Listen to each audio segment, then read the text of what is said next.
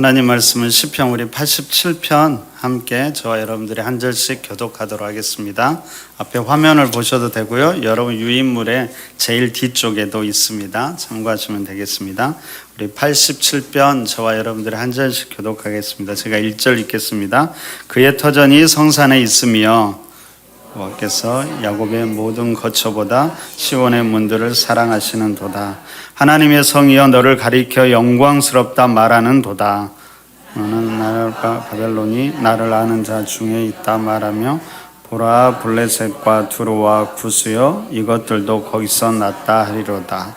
시온에 대하여 말하기를 이 사람 저 사람이 거기서 났다고 말하리니 지존자가 친히 시온을 세우리라 하는도다. 여호와께서 민족들을 등록하실 때에는 그 수를 세시며 이 사람이 거기서 났다 하시리로다. 함께 읽습니다. 노래하는 자와 뛰어노는 자들이 말하기를 나의 모든 근원이 내게 있다 하리로다. 아멘. 우리 옆에 사람 보면서 잠깐 인사할까요? 오늘 하루 잘 보내셨습니까? 잘 오셨습니다. 네, 누가 왔는지 정도는 이렇게 한 번씩 보면서 예배드리고 그러면 좋을 것 같습니다. 자, 오늘은 이제 예레미야 46장부터 51장까지를 좀 정리하는데요. 열방에 대한 예언들이고 열방에 대한 심판에 대한 이야기인데 우리가 읽었던 시편 87편을 오늘 좀 마무리 결론으로 좀 마지막에는 이렇게 함께 나누려고 합니다. 그건 이제 제일 나중에 보도록 하고요. 여러분 이제 46장부터 51장까지 열방의 심판에 대해서 저와 함께 살펴보도록 하겠습니다. 여러분 46장에는 애굽의 심판이 먼저 나오고요. 그리고 47장에서는 블레셋의 심판, 그리고 48장에는 모압에 대한 심판, 49장에는 5개 나라인데 암몬, 에돔, 다메섹, 게달과 하솔, 엘람이라는 나라에 대한 심판이 나오고요. 50장과 51장까지는 마지막 바벨론에 대한 심판이 나옵니다. 근데 여러분 이 열방에 대한 심판이 아모스서에서도 이제 개략적으로 나오고 이제 이사야 13장부터 23장까지도 열방에 대한 심판이 나오고요. 그리고 에스겔 26장부터 32장까지도 나옵니다. 성경의 곳곳에 열방에 대한 심판이 이야기가 나오는데 우리가 이 열방에 대한 심판을 어떻게 봐야 되는지를 여러분들이 좀 이렇게 생각하시면서 보시는 게 좋을 것 같아요. 그렇지 않으면 계속 똑같은 심판이 반복되는 것처럼 느껴질 수 있거든요. 그래서 우리가 함께 좀 살펴보도록 하는데요. 여러분들이 먼저 그 열방에 대한 심판의 부분을 볼 때 처음에 여러분들 어떻게 알아야 되냐면 첫 번째는 그 나라의 위치를 알아야 돼요. 적어도 이 나라가 어디에 있는지 정도는 머릿속에 떠올리면서 그 글을 읽어야 된다고, 성경을 읽어야 된다는 거예요. 그리고 두 번째로 그 나라가 가진 특징이 무엇인지는 여러분들이 좀 알고 있어야 될 것 같고요. 그리고 세 번째로는 왜 그 나라들이 심판을 받는지. 근데 여러분 크게 보면 대부분의 나라들이 마찬가지입니다. 세부적인 내용은 조금 다를 수 있는데 그 나라가 이제 심판받는 이유가 있어요. 그거에 대해서도 여러분 좀 살펴봐야 되고요. 그다음에 이제 심판의 방향에 대해서도 여러분들이 살펴봐야 됩니다. 그럼 심판의 이유는 크게 보면 그 나라가 행한 죄악 때문에 심판을 받죠. 근데 여러분 이 죄악은 크게 보면 한 3가지의 방향을 가지고 있어요. 첫 번째 죄악의 방향은 뭐냐면 하나님을 향한 죄악이 있지요. 여러분 하나님을 향한 죄악은 어떤 것이 있을까요? 어떤 죄요? 맞아요. 우상에 대한 우상 숭배가 제일 큰 죄가 있습니다. 자, 그러면 두 번째로 자기 자신을 향한 죄가 있어요. 그건 또 뭐가 있을까요? 교만해지는 것. 하나님이 주신 축복으로 인해서 자꾸 세상적인 것들을 의지하게 되고 그런 것들을 갖추었다라고 해서 교만하게 된다라는 거예요. 그리고 세 번째는 이제 이스라엘을 향한 죄악들이 있는데 그건 뭘까요? 이스라엘을 향한 죄악들은 뭐냐면은 이스라엘을 압제하고 폭력으로 그들을 괴롭힌다라는 거. 근데 여러분 이렇게 보면 우리가 주의해야 될 것이 뭐가 있냐면은요. 여러분 사실 그렇죠. 신앙이라는 것은 종교적인 것만 이야기하는 것이 아니라는 거예요. 신앙은 하나님과 나와의 관계뿐만 아니라 나와 나와의 관계, 나와 이웃의 관계를 다 포함하고 있다라는 거예요.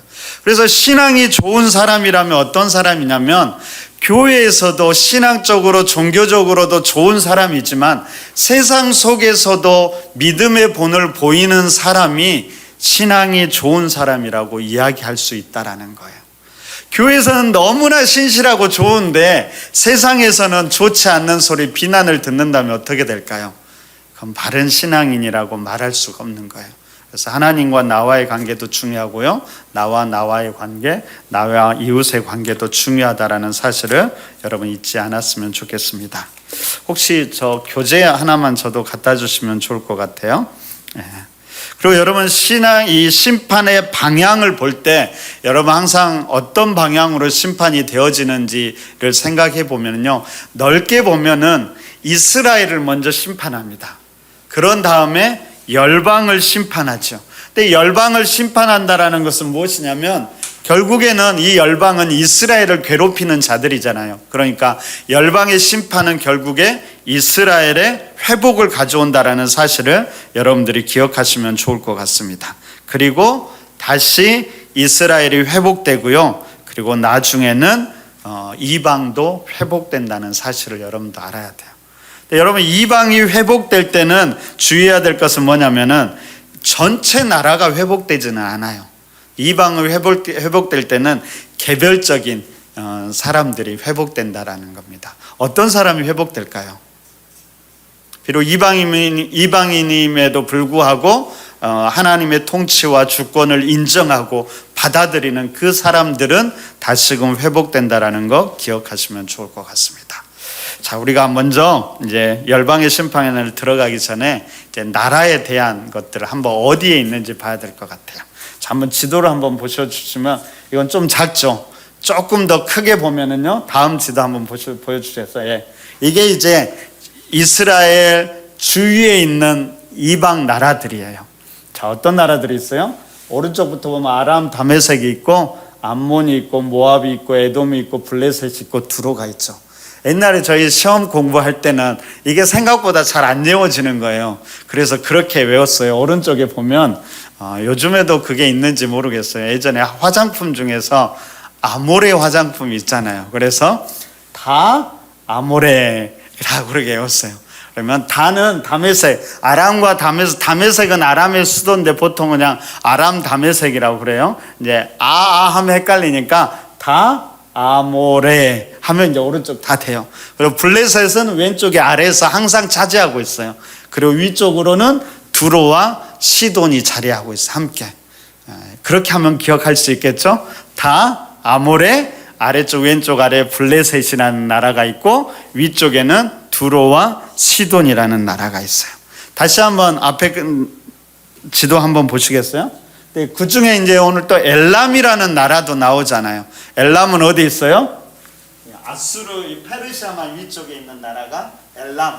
그러니까 엘람은 옛날에 저기 떨어져 있는 나라라고 생각하시면 될 것 같고요. 엘람과 관계되는 성경의 이야기는 아마도 에스더, 엘람의 수도가 수산궁이에요.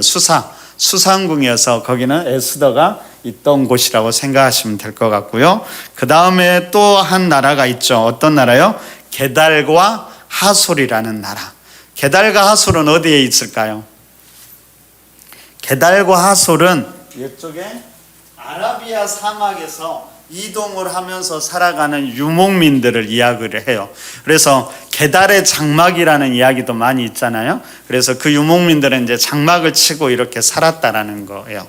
요즘에 이제 성지순례 가면 예루살렘뿐만 아니라 이쪽 아라비아 사막까지 가는 걸 많이 갑니다.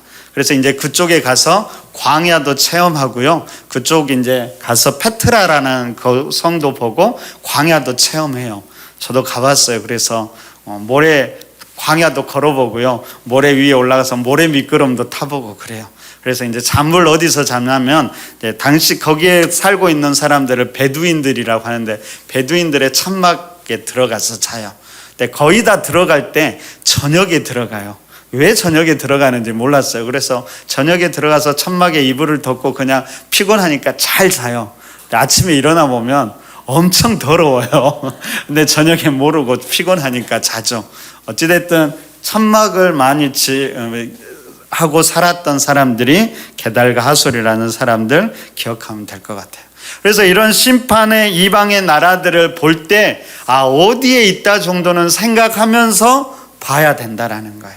그걸 보면서 여러 가지 이제 특징들에 대해서 이 시간에는 좀 살펴보도록 하겠습니다. 자, 46장 첫 번째는 어떤 나라가 나오냐면요, 애굽에 대한 심판이 나옵니다. 여러분, 애굽 하면 이스라엘과 사실은 제일 관련이 많은 나라지요. 그렇죠? 애굽의 총리가 누구였어요? 요셉이 총리를 한 적이 있었어요. 그래서 이스라엘 사람들에게는 애굽이란 나라는 심리적으로 참 안정감을 주고 그런 나라였어요. 그런데 또 이스라엘 백성들은 애굽에서 노예로 지내기도 하죠. 그러니까 항상 애굽은 선망의 대상이었어요.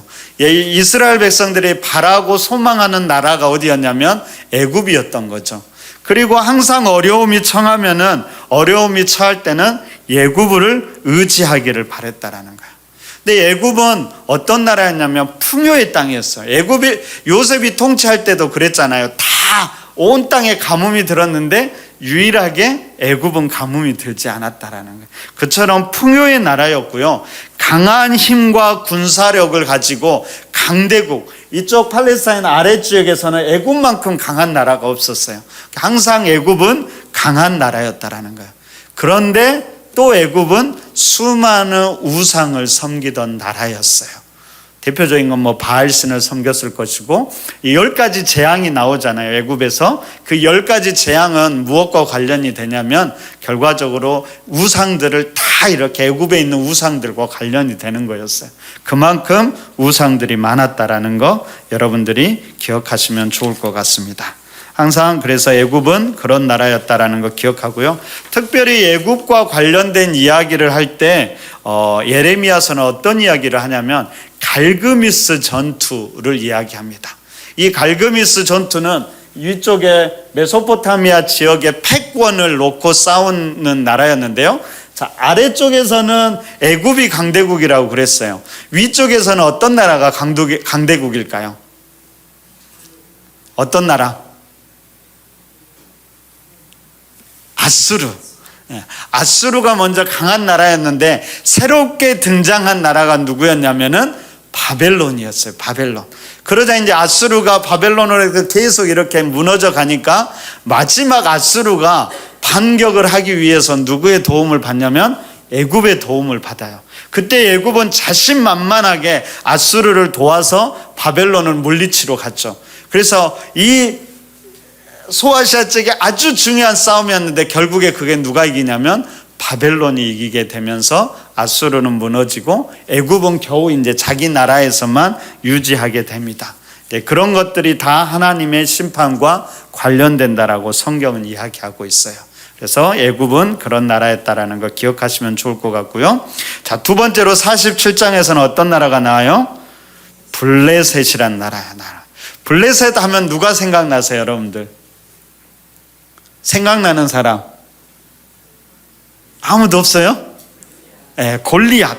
그처럼 블레셋 하면 대표적으로 골리앗. 그만큼 사납고 잔인한 민족이었고요. 이스라엘의 주적은 블레셋이었어요. 근데 원래 블레셋은 어디에서 시작되었냐면 블레셋을 해양 민족이라고 하는데요. 이쪽에 보면 여기가 그레데라는 나라가 있죠.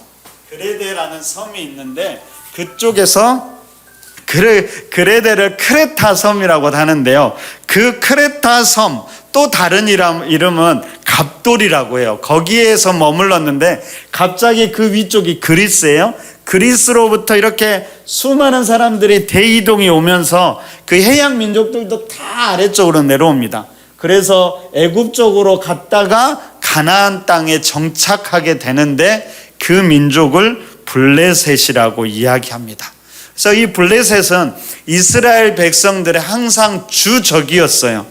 항상 위협이 되었다라는 거예요. 근데 여러분, 블레셋은 완전한 나라 형태는 아니었고요.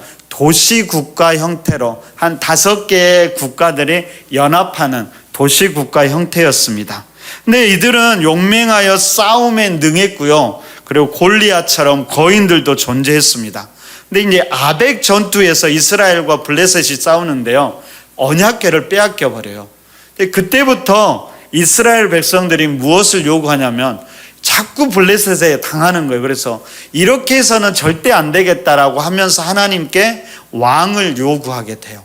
그래서 결국 블레셋 때문에 이스라엘은 왕정 시대로, 왕국 국가로 이제 가게 되었다라는 거 여러분들이 생각하시면 될 것 같습니다.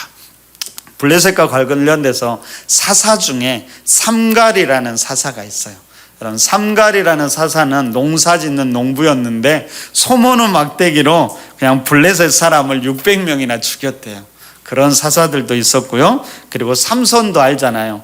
삼손의 여자친구 누구? 들릴라가 블레셋 여인이었어요. 그런 것도 관련돼 있고요. 네, 다윗 왕 때부터 본격적으로 블레셋을 점령하게 됩니다. 네, 그런 역사적 배경을 알고 생각하시면 될 것 같습니다. 이스라엘 기준으로 블레셋은 어디에 있어요? 왼쪽, 아래쪽, 지중해 해안 쪽에 자리 잡고 있다는 거 기억하시면 좋을 것 같아요. 48장에서 누가 나와요? 모압이, 이제 모압에 대한 심판. 모압은 어디에 있어요? 다 아모레 하니까 모압은 중간. 이스라엘의 다음 장 넘겨주세요. 중간에 있어요. 모압은 그렇죠. 약간 그래도 남유다 아래쪽에 있네요. 예, 모압이 있다라는 걸 기억하시면 좋을 것 같아요. 자, 모압은 어떤 후손일까요? 누구의 후손이에요? 예, 아브라함의 조카 롯의 자손이에요. 자, 소돔과 고모라가 멸망할 때 큰 딸과 관계에서 낳은 아들이 모압이었어요. 작은 딸과 관계에서 낳은 아들은 누구였을까요? 암몬은 아니고 베남미라고 그래요. 베남미의 후손들이 암몬 족속을 이루게 됩니다.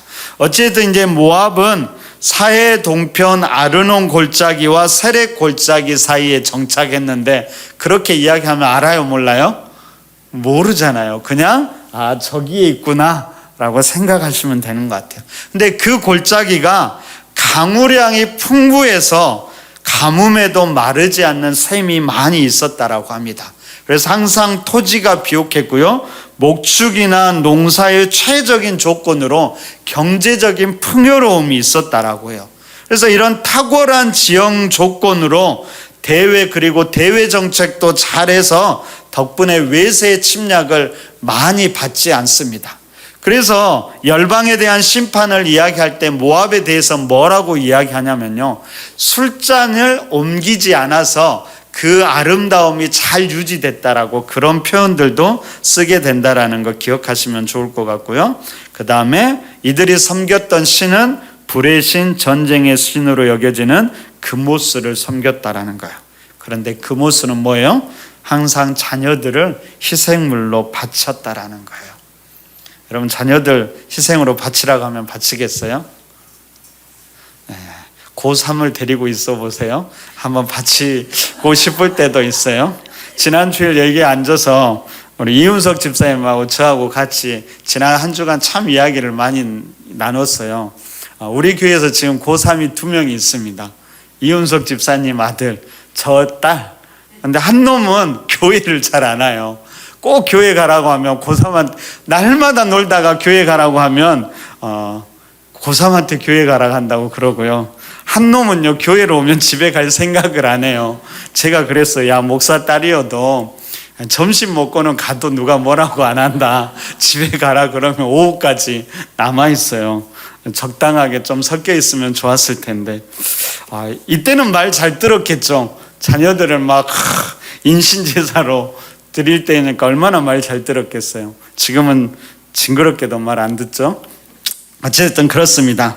모압은 그런 신을 섬겼다고 생각하시면 될 것 같고요. 모압을 표현하는 대표적인 비유는 강한 막대기, 아름다운 지팡이라는 비유를 썼다라는 걸 기억하시면 좋을 것 같습니다.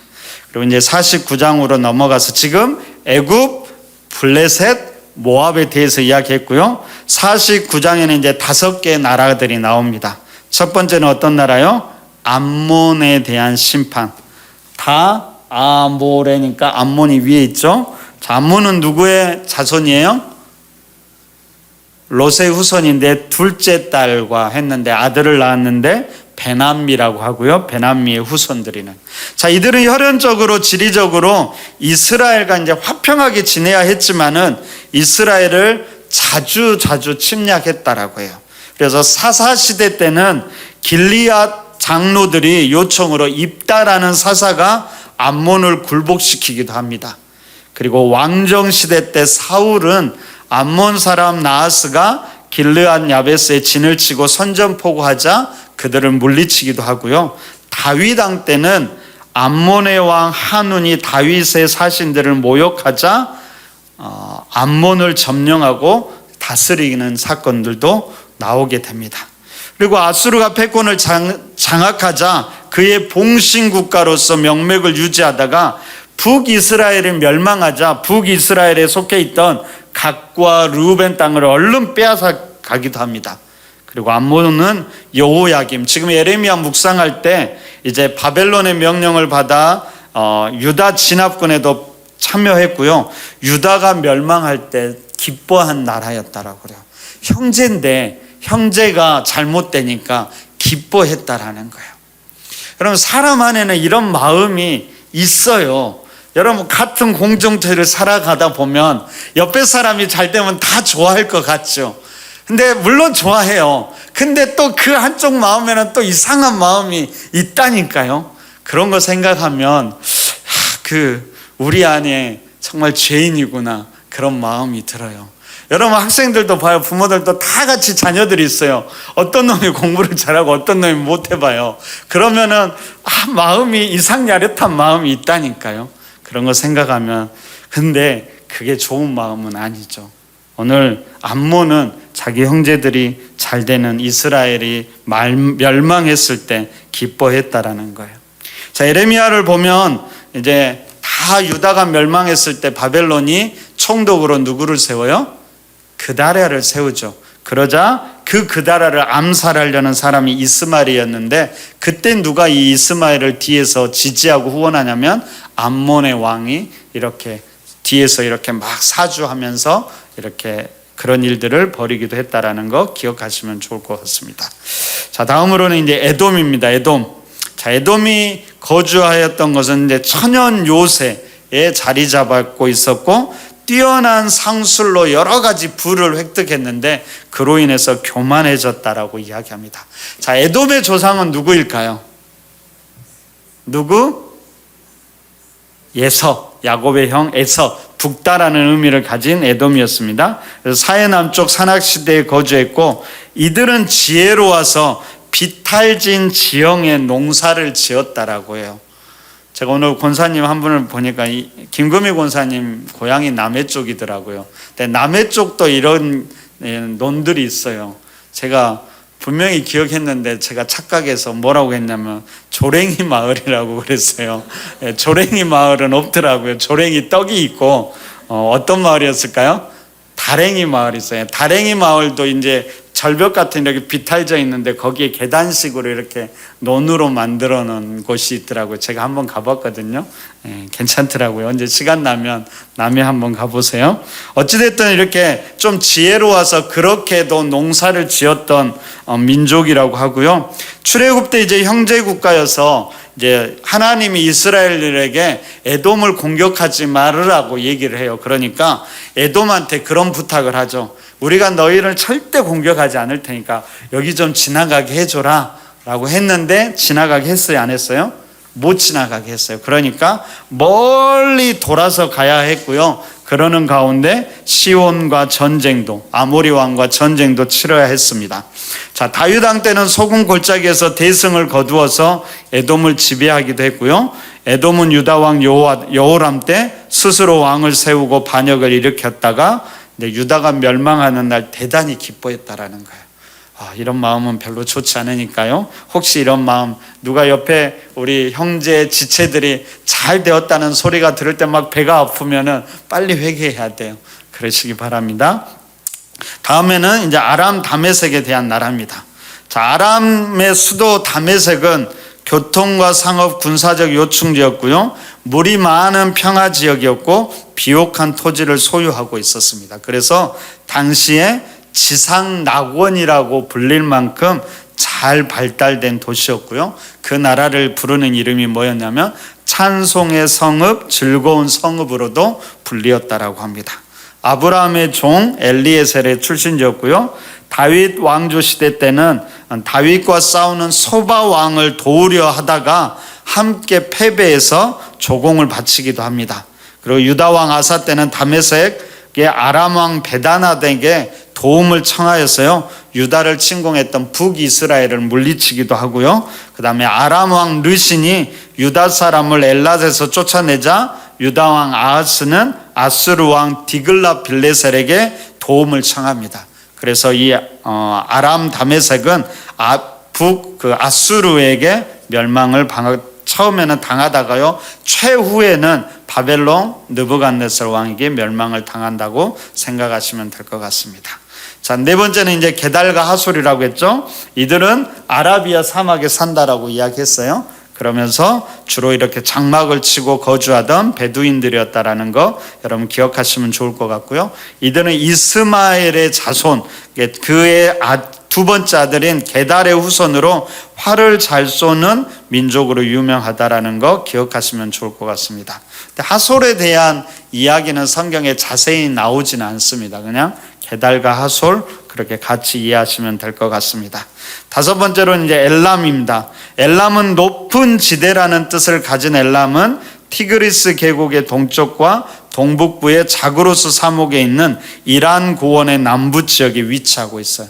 요즘에 좀 이란이 좀 시끄럽죠. 이스라엘에서 공격해가지고 이제 막 회의도 한다고 하는데 아마 저쪽에 엘람 있는 지역이 그쪽이라는 거 기억하시면 좋을 것 같고요. 수도는 수사.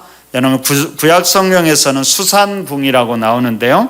엘람은 그 수산궁이 정말 좋은 지역이었고요. 겨울에도 따뜻했다라고 그래요. 그래서 나중에 페르시아가 점령하고도 그곳을 수도로 쓰기도 하고 왕들은 이제 겨울에 좀 쉬기도 했다라는 그런 지역이었다라는 거 기억하시면 좋을 것 같고요. 엘람은 노아의 아들 셈의 장자가 세운 나라였고 그 나라에서 아수르가 나왔다라고 생각하시면 될 것 같습니다. 나머지는 참조하시면 될 것 같고요. 마지막으로 참 중요한 나라가 바벨론입니다. 근데 여러 열방들을 심판하지만 처음에 심판 어떤 나라가 나와요? 애굽. 그리고 마지막에 어떤 나라가 나와요? 바벨론. 이 두 나라가 참 중요해요. 그래서 여러분들이 눈여겨보시면 좋을 것 같고요. 성경에서 바벨에 대한 이야기가 나오면은 눈여겨보셔야 돼요. 여러분 처음 바벨과 관련된 건 뭐가 있어요? 바벨탑 사건이 있잖아요. 그리고 바벨탑도 하나님을 대적하기 위해서 하나님의 자리까지 넘보기 위한 탑이었어요. 그리고 바벨론이 나오고요. 그 다음에 나중에 가면 이 로마가 나오는데 로마도 이 바벨론의 후예라고 이야기를 해요. 그리고 마지막에 적그리스도가 나오는데 그 또한 바벨론과 관련된다고 그래요. 성경에서 항상 이 바벨론은 예수 그리스도를 대적하는 어떤 세력으로 나오고요. 나중에는 적그리스도의 표상으로도 나온다는 사실을 기억하시면 좋을 것 같아요. 왜 바벨론이 제일 나중에 심판에 대한 예언을 받게 될까요? 사실은 바벨론이 제일 나쁜데 사실은 바벨론이 제일 나중에 심판의 예언을 받게 돼요. 왜 그럴까요? 바벨론은 심판의 도구로 사용돼요. 그러니까 하나님이 열방을 심판할 때 누구를 통해서 심판하냐면 바벨론을 통해서 심판해요. 그러니까 하나님께 쓰임을 받죠. 근데 바벨론도 나중에 심판을 받게 돼요. 자기가 행한 것으로. 우리는 이 모습을 보면서 어떤 생각을 해야 되냐면 하나님께 쓰임 받는 게 중요하지만은요, 쓰임 받는다고 해서 그것이 구원을 보장해 주진 않아요. 하나님 앞에 옳지 못한 사람들도 옳지 못한 방법으로 쓰임 받을 수가 있어요. 하지만 그들 또한 심판받을 수 있다는 사실을 여러분들은 꼭 기억해야 돼요. 여러분 수많은 이단들도 보세요. 그들이 때로는 능력도 있고요. 하나님께 쓰임 받기도 해요. 그런데 결국에는 잘못된 길로 가면은 그들의 행위를 가지고 심판을 받는다는 사실을 기억하셔야 돼요. 어쨌든 바벨론은 심판의 도구로 사용되지만 나중에 심판을 받게 된다는 사실을 기억하시면 좋을 것 같습니다. 그리고 바벨론의 원래 원래 이 고향은 어디라고 하냐면 갈대아라고 해요. 그럼 갈대아와 관련된 믿음의 사람이 있죠. 누구 있을까요? 아브라함을 거기에서 불러냈다라는 거예요. 아브라함도 갈대아 사람이었다라는 걸 기억하면 될 것 같고요. 바벨이라는 말은 아카드어로 신의 문이라는 좋은 말 같지만은 히브리어는 혼란이라는 뜻을 가지고 있다라는 것도 기억하시면 좋을 것 같습니다. 자, 창세기 10장에서는 바벨을 니므롯의 나라라고 하는데요. 니므롯은 세상의 첫 용사로 성경에서 처음으로 제국을 건설한 사람으로 나옵니다. 그리고 그를 용감한 사냥꾼이라고 부르는데요. 이것은 그냥 좋은 말이 아니라 제국을 건설하기 위해서 수많은 폭력을 일삼았다라는 의미를 갖고 있다라는 거 기억하시면 좋을 것 같습니다. 바로 이 사람들이 아마 고대 바벨론 사람들이 한마디로 신할 땅에서 바벨탑을 세웠다라는 거 기억하시면 좋을 것 같아요. 그때부터 하나님을 대적하는 대표적인 이 나라나 상징이 뭐냐면 바벨로 불리우게 된다라는 거 기억하시면 좋을 것 같습니다. 이 바벨론은 어떤 나라에 멸망당하게 될까요? 바사, 페르시아, 고레스 왕에게 이 바벨론은 멸망당하게 될 것 같습니다. 그렇게 하시면 될 것 같아요. 자, 이처럼 나라들의 특징들을 알고요. 여러분, 제가 사실은 심판의 모습은 어떤지, 왜 심판을 받는지 이렇게 이야기하려고 했는데 다 비슷해요. 다 비슷해. 세부적인 내용만 다르지. 근데 무엇 때문에 심판을 받는다고 했어요? 자기가 행한 행위로 인해서. 그런데 그 행위 속에는 하나님과 관계된 우상을 섬기는 것이 있었고요. 자기 자신과 관계돼서 교만함이 있었고, 이웃과 관계돼서 뭐가 있어요? 포악과 압제와 그런 것들이 있었다라는 거예요. 그런 것들을 기억하시면 좋을 것 같습니다. 심판의 양상은 바벨론을 통해서 심판하기 때문에 칼에 대한 심판의 모습이 많이 나오고요. 그 다음에 수치를 당하는 모습이 많이 나와요. 그리고 기억해야 될 것은 이들도 회복될 수 있다라는 것을 기억하시면 좋을 것 같습니다. 자, 우리 유인물 4페이지 이제 결론을 봐야 돼요. 자, 열방 심판에 대한 전체적인 개념을 가져야 되는데 어떤 생각을 가져야 되냐면 첫 번째는 뭐예요? 하나님은 만유의 주, 모든 생명, 모든 땅, 온 우주의 하나님이라는 사실을 기억하셔야 돼요. 하나님은 이스라엘만, 믿음의 사람들만 다스리는 게 아니라 온 땅을 다스린다라는 거예요. 인류 역사의 주관자라는 사실을 꼭 기억하셔야 돼요. 자, 두 번째는 뭐가 있을까요? 말했듯이 하나님께 쓰임 받을지라도 자신의 죄에 대한 책임을 질 줄 알아야 돼요. 그러니까 여러분, 쓰임 받는 것도 중요하지만 하나님 앞에서 우리가 어떻게 거룩한 삶을 살아가야 되는지가 중요하다라는 거예요. 아무리 쓰임 받았다라고 해서 그것이 우리의 구원을 보장해 주지 못한다라는 거 기억하시면 좋을 것 같습니다. 세 번째는 여러분, 죄의 심판이 어떤가를 계속 보셔야 돼요. 그러면서 참혹한 것을 보면서 이 죄의 결과가 무엇인지를 계속해서 봐야 돼요. 그러면서 죄를 가볍게 여기지 말고 경계해야 되는 거예요. 열방의 심판을 계속되는 것들을 보면서 야, 그래, 너희들은 그렇게 심판받았구나 생각하고 끝나면 안 되고요. 그들이 왜 심판받았는지, 그 죄의 모습이 나에게는 없는지 그런 것들을 다시 한번 돌아봐야 한다라는 거예요. 네 번째는 여러분, 심판은 전체적인 나라가 함께 겪는 거예요. 거룩한 사람도 물론 하나님의 보호하심을 받지만 그들도 고난과 아픔을 겪게 된다라는 거예요. 그러니까 믿음의 사람들이 나만 괜찮아 그런 생각을 가지면 안 된다는 거예요.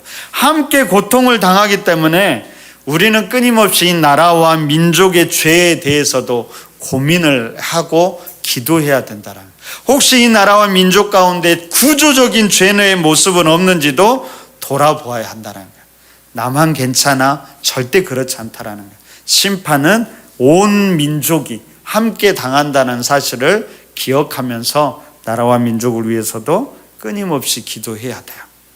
다섯 번째로는 여러분, 열방은 이스라엘을 괴롭게 하는 자들이에요. 그러니까 하나님이 소중히 여기는 그 자녀들을 괴롭히는 나라들을 결코 그냥 두지 않는다라는 거예요. 바꾸어 말하면 열방을 심판함으로써 이스라엘을 어떻게 뭘 줘요? 이들에게 소망을 주고 회복시킨다는 거예요. 생각해 보세요. 우리 자녀가 누가 가고 있는데 깡패한테 막 맞고 있어요. 그럼 경찰이 가서 그 깡패를 잡아감으로 해서 우리 자녀들은 어떻게 되는 거예요? 구원받는 거잖아요. 지금 열방의 심판이 그렇게도 이루어지고 있다라는 거예요. 그러니까 우리가 하나님의 그렇게 사랑받는 자, 보호함을 받는 자라는 사실을 여러분들은 꼭 기억하시면 좋을 것 같습니다. 자, 6번에 보면 열방 심판 어디에서 시작했어요? 애굽에서 시작했어요. 왜? 애굽이 우상을 섬기고 이스라엘이 애굽을 자꾸 의지하려고 그래요. 그러니까 애굽에서 시작해서 마지막에는 어떤 나라? 바벨론에서 끝난다라는 거. 바벨론은 마지막 때 하나님과 하나님 나라를 대적하는 상징하고 있다라는 거 기억하시면 좋을 것 같아요. 제가 한 번은 이 열방의 심판들을 계속 묵상하잖아요. 계속 반복되잖아요. 갑자기 그런 생각이 들더라고요. 야, 그들도 가정이 있을 거 자녀들이 있는데 야, 다 심판받으면 어떡하지? 그걸 생각하면서 우리는 어떤 마음을 가져야 될까요? 복음에 대한 시급성도 가졌으면 좋겠어요. 여러분, 그들의 사람들, 믿음의 사람들, 여러분, 이방 족속은 다 죽어 마땅한 사람이 아니에요. 조금 이따 우리가 볼 때지만 그들 또한 하나님이 구원하기를 원하신다라는 거예요. 여러분들에게 자녀가 있어요. 첫째가 있고 둘째가 있는데 첫째는 너무나 잘 살아, 너무나 행복하게 살아. 근데 둘째는 너무나 힘들게 살아. 여러분들은 첫째에 대해서 어떤 마음을 갖겠어요? 그래, 너만 잘 먹고 잘 살아라 그러겠어요? 아니잖아요. 야, 조금 동생도 좀 돌봐주고 동생도 좀 챙겨주지, 그런 마음이 있잖아요. 하나님도 그런 마음이 있을 거예요. 믿음의 사람들끼리 잘 먹고 잘 살고 행복하게 사는 걸 물론 기뻐하시겠죠. 그렇지만 안타까운 마음이 있을 거예요. 야, 너네 둘째 동생은 저기에서 죽어가고 있는데 너희들은 어떻게 할래? 너만 그렇게 지낼래? 하나님 그런 마음이지 않을까요? 믿지 않는 사람들도 한 형제 자매였다라는 것, 그들도 하나님의 소중한 자녀였다라는 사실을, 물론 죄로 인해서 지금 멀어졌지만 다시 돌아와야 될 탕자라는 생각을 우리가 잊지 않았으면 좋겠습니다. 8번에 보세요. 우리가 꼭 이스라엘 구원받는 자라고만 생각하면 안 돼요. 이방인의 모습 속에서 우리의 모습, 죄악은 없는지 다시 한번 돌아볼 수 있어야 될 것 같아요. 어쩌면 심판받는 자들 속에 우리의 모습이 있을 수 있잖아요. 우리는 당연히 구원, 물론 이제 그렇게 생각해야 되죠. 그렇지만 너무나 당연하게 그걸 여겨서는 안 된다라는 것입니다.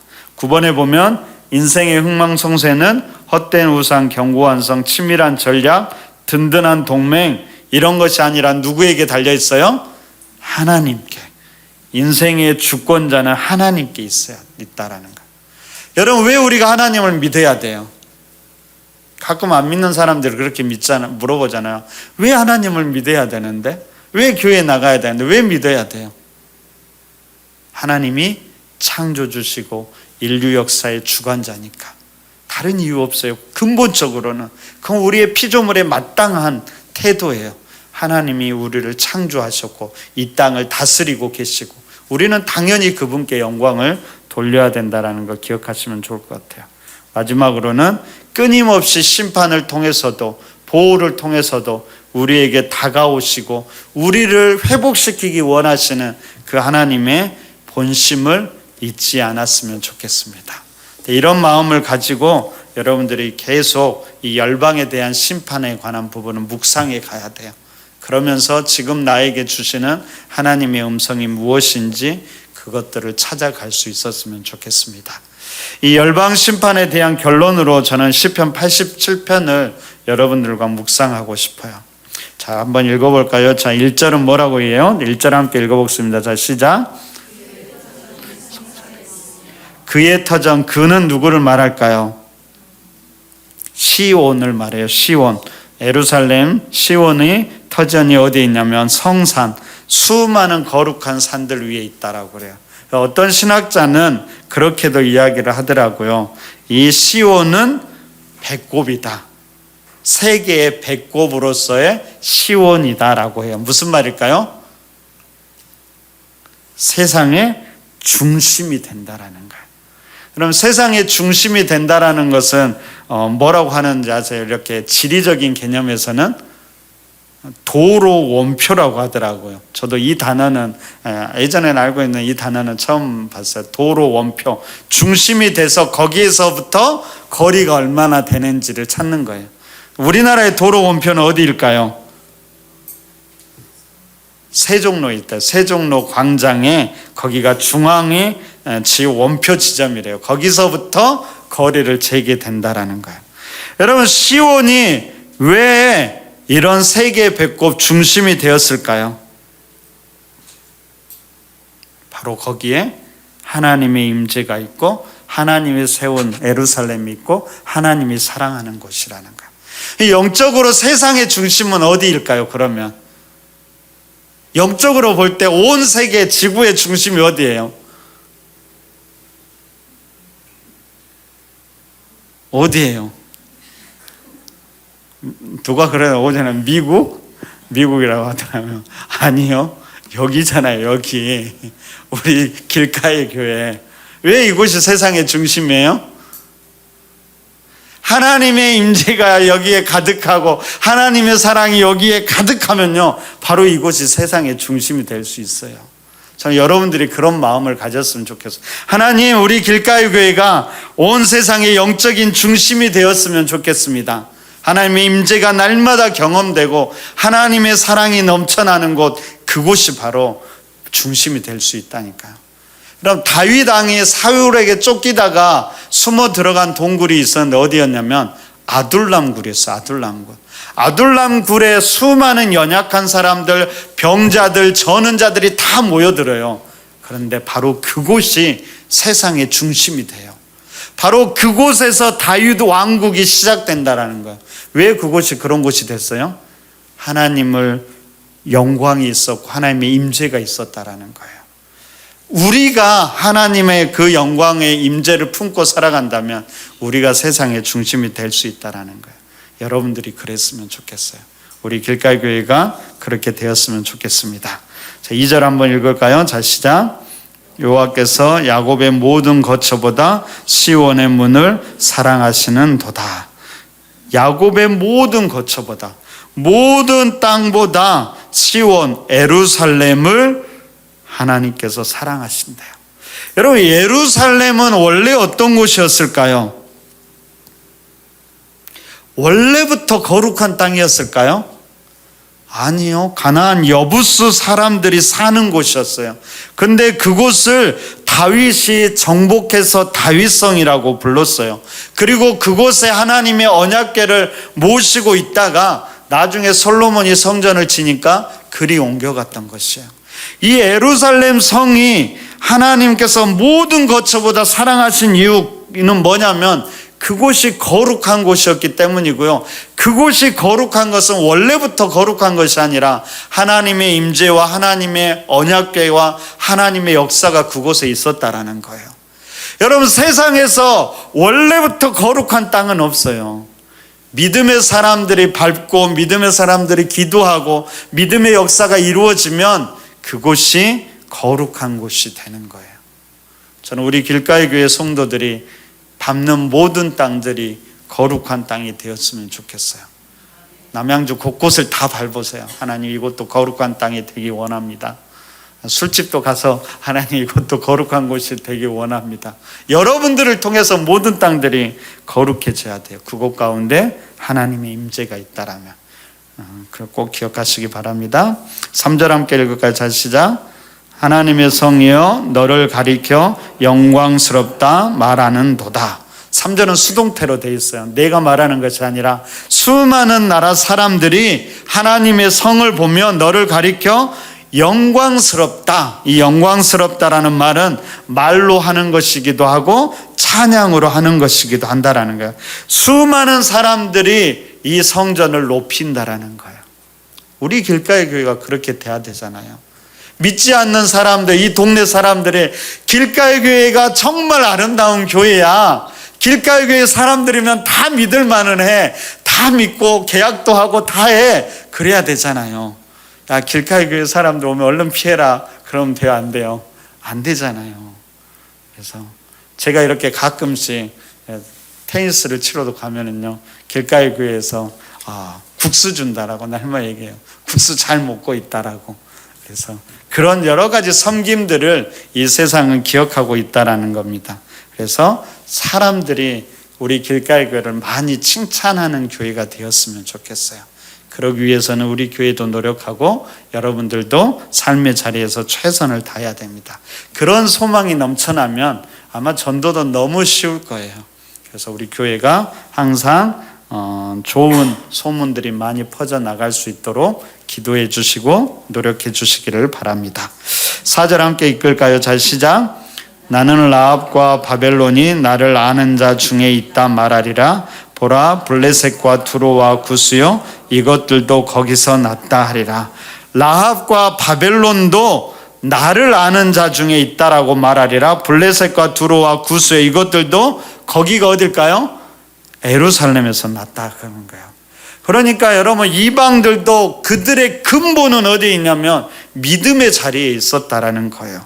5절을 보세요. 이렇게 이야기하죠. 시온에 대하여 말하기를 이 사람 저 사람이 거기서 났다고 말하리라. 지존자가 친히 시온을 세우리로다. 그러면 수많은 나라 사람들, 이방인들도 그들은 죽어마땅할 사람이 아니라 그들의 근본이 어디예요? 그들의 근본도 하나님이고 믿음의 자리라는 거예요. 비록 지금은 떠나 있지만은, 그러면 그들을 향해서 우리가 어떤 마음을 가져야 돼요? 그들 또한 구원을 받을 하나님 나라 백성을 향한 소망을 가지고 있어야 된다라는 거예요. 그러기 위해서 끊임없이 우리가 복음을 전해야 되는 거죠. 복음을 선포해야 되고 섬겨야 되고 그 사명이 우리에게 있다라는 겁니다. 그래서 우리가 항상 복음을 전하는 사람이 될 수 있도록 기도하시기 바랍니다. 특별히 몽골 땅, 몽골 우리가 가잖아요. 단기 선교 가는 사람들이 밟음을 통해서 그 땅이 거룩한 나라가 될 거예요. 그런 역사들이 일어나기를 간절히 바랍니다. 6절 함께 읽어볼까요? 자, 시작. 여호와께서 민족을 등록하실 때에는 그 수를 세시며 이 사람이 거기서 났다 하시리로다. 민족을 등록하신다는 말은 생명책에 기록된다는 걸 이야기하고 있습니다. 그들도 구원받고 회복될 수 있다는 거예요. 근데 제가 얘기했죠. 이방 나라는 민족 단위로 구원받지 않아요. 원래 하나님은 민족 단위로 이스라엘 백성들을 구원하세요. 원래 항상 공동체적으로 그러셨는데 이방 나라는 그렇지 않아요. 그것은 개별적으로 구원받는데 어떤 사람이 구원받아요? 예수 그리스도를 구주로 고백하고 하나님의 통치를 인정하고 하나님의 다스림을 받는 그 사람들이 구원받는다는 사실을 기억하시면 좋을 것 같습니다. 마지막 7절 함께 읽어볼까요? 자, 시작. 노래하는 자와 뛰어노는 자들이 말하기를 나의 모든 근원이 내게 있다 하리로다. 노래하는 자와 뛰어노는 자는 이제 종말론적인 천국의 환상이에요. 여기에는 수많은 사람들이 함께 노래하고 함께 뛰어놀고 있었대요. 나의 근원이 모든 사람들의, 이방인도 있고요, 저는 자도 있고 연약한 자들도 있고 함께 어우러지는 그런 축제의 자리가 하나님 나라라는 거예요.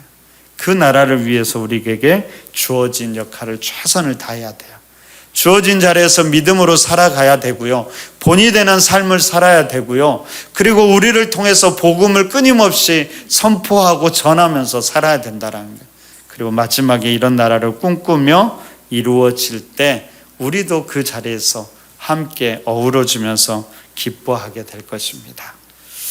계속 이제 이방과 열방의 심판을 보면서 단지 그들의 심판만 보지 마시고 우리에게 주어진 사명은 무엇인지도 다시 한번 돌아보면서 우리가 어떻게 살아가야 될지를 다시 한번 여러분들이 묵상하면서 나아간다라면 아마 이 열방 심판은 잘 묵상하셨다라고 생각됩니다. 네, 계속되고 있으니까 묵상하면서 오늘 내가 하나님 뜻 안에서 어떻게 살아가야 될지를 돌아보시는 여러분의 삶이 되었으면 좋겠습니다.